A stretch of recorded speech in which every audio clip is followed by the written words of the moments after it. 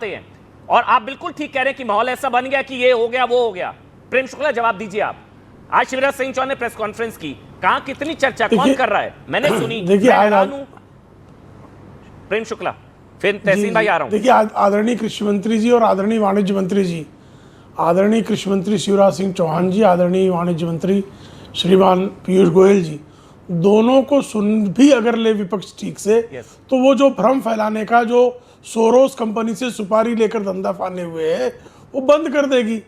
चूंकि Ford foundation के चंदे पर आम आदमी पार्टी का जन्म हुआ है, इसलिए फोर्ड फाउंडेशन का नाम लेने के बाद मिर्ची लग जाना बहुत स्वाभाविक है। फोर्ड फाउंडेशन के चंदे पर ही अरविंद केजरीवाल ने जो बाकायदा, फिर बीच में बोल रहे हैं आप, ये अभद्रता आपकी जाती क्यों नहीं?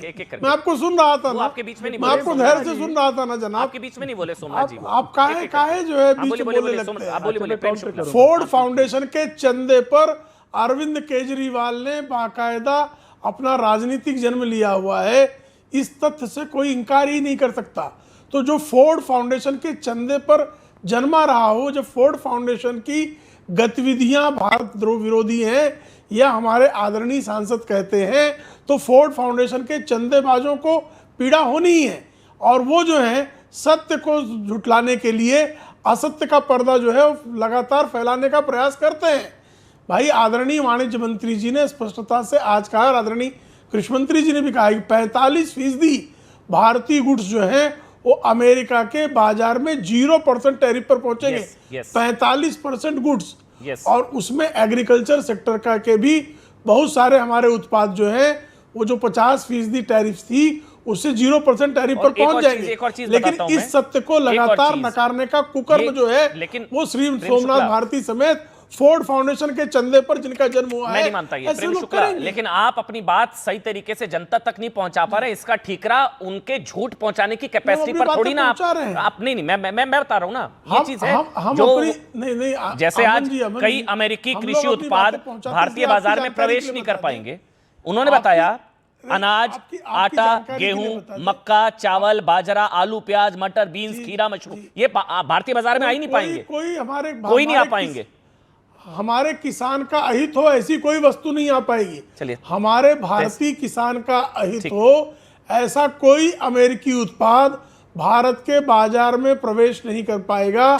यह आदरणीय वाणिज्य मंत्री और आदरणीय कृषि मंत्री डंके की चोट पर लगातार कह रहे हैं। और कृपा करके समझ लीजिए, जो किसानों की बात करते हैं, किसान आंदोलन के बाद उत्तर प्रदेश और हरियाणा में भारतीय जनता पार्टी की सरकारें बनना इस बात को सुनिश्चित करती है कि किसानों का विश्वास भारतीय जनता पार्टी के प्रति है। फोर्ड फाउंडेशन के चंदे पर पलने वाले और चीनी चंदे पर पलने वाले चंदाखोरों पर बिल्कुल भी भारत के किसान का विश्वास नहीं है। सर मैं सारी बातों से सहमत हूं, लेकिन वही बात बार बार होती है जो मैंने कहा, सच जो है ना वो अभी फीते बांध रहा होता है, झूठ दुनिया के 4 चक्कर लगा जाता है, और वो हो रहा है। सर मानिए ना मानिए, मैंने जब कृषि मंत्री को सुना मैं हैरान हूं। जो उन्होंने बताया डेयरी उत्पादों से लेकर कृषि, डेयरी मतलब छिलका, अनाज, आटा, गेहूं, मक्का, चावल, बाजरा, आलू, प्याज, मटर, बीन्स, खीरा, मशरूम, दलहनी उत्पाद, फ्रोजन, सब कुछ नहीं आ पाएगा भारत के बाजारों में। एंड नो एंट्री है, नो एंट्री अमेरिकी कृषि उत्पादों की। अब ये आप हम लोग चीख चीख कर बता रहे हैं साहब की दुष्प्रचार मत फैलाइए, ये जिम्मेदारी आप लोगों की भी है। सर मैं उस पर भी आपकी भी कमी मैं इसलिए बता रहा हूं। लेकिन मैं एक बार सोमनाथ भाई आपके पास आऊं, आपकी इजाजत है? 30 सेकंड, तहसीन बहुत देर से नहीं बोल पाए हैं। तहसीन 30 सेकंड नहीं, मुझे थोड़ा ज्यादा समय। हाँ बोलिए तहसीन, फिर मैं सोमनाथ जी आ रहा हूं और करण भाई आ रहा हूं। हाँ प्लीज तहसीन। दो अलग अलग विषय है। एक जो भाषा का प्रयोग हो रहा है, मैं आपसे पूछता हूं अमन जी, क्योंकि आपका मैं बहुत इज्जत करता हूं, जो निशिकांत दुबे जी ने स्वर्गवासी शहीद इंदिरा जी के बारे में बोला, क्या आप उससे इत्तेफाक करते हैं? इस तरह की भाषा होना चाहिए? नहीं, बिल्कुल नहीं। मुझे लगता है इस पैनल में कोई भी नहीं रखता तहसीन जी, नहीं होना चाहिए। अब इसका एक जवाब मैं भी दे दूं वैसे जी, प्लीज। जब आप पीएम को कॉम्प्रोमाइज कहेंगे ना, जब पीएम कहेंगे पीएम इज कॉम्प्रोमाइज्ड भाषा, ये अगर आप रखेंगे तो बदले में आप वो नहीं कि फूल माला पहनाएंगे, ये भी इंपॉर्टेंट है। मैं बिल्कुल मानता हूं ट्रेजरी बेंचेस और विपक्ष के बीच में एक बहुत बड़ा दरार आ चुका है, और एक सेतु बनाने की जरूरत है। शायद प्रियंका जी या अखिलेश यादव जी ये रोल प्ले कर सके और इसको आगे ले जा सके। मुझे दूसरी चीज कहनी है, सारी यहाँ वहां की बात सुनो। मैंने आज आदरणीय शिवराज सिंह चौहान जी का प्रेस कॉन्फ्रेंस सुना, जो सोमनाथ भारती जी, मैं बहुत संक्षेप में बात खत्म करता हूँ। आज वर्तमान में रशियन तेल का दाम है 50 से $52 प्रति बैरल।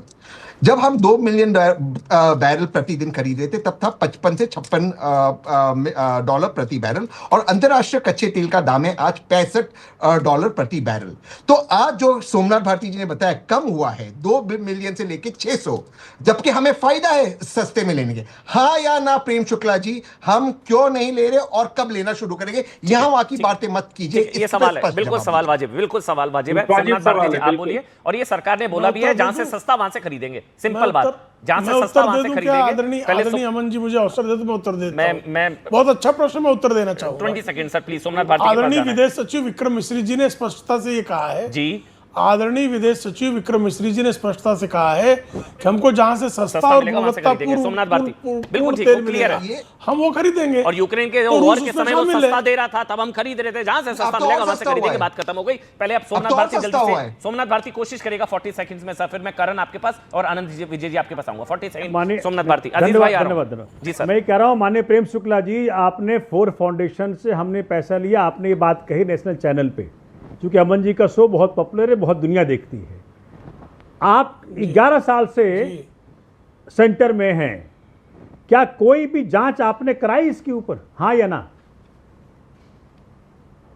कांग्रेस के कार्यकाल में लिया था ना, उसने जांच नहीं कराई। कांग्रेस के कार्यकाल में लिया था भाई, झूठ बोलना बंद कर दो प्रेम शुक्ला जी। ऐसे किसकी सरकार थी?